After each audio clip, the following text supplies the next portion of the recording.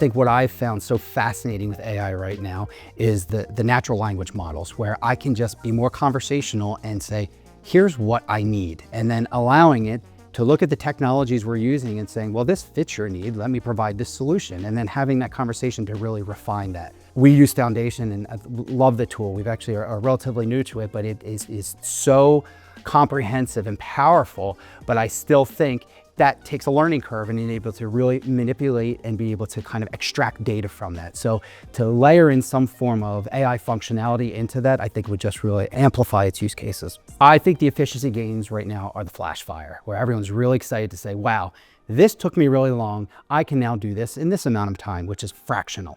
So I think we're getting a lot of adoption and curiosity right now because of how powerful that is. Long term, I think it's going to completely change how we deliver legal services. I don't think we'll ever be replacing lawyers with AI, but I do think that we will be using these technologies to amplify really the human judgment, which is really at the core of legal services.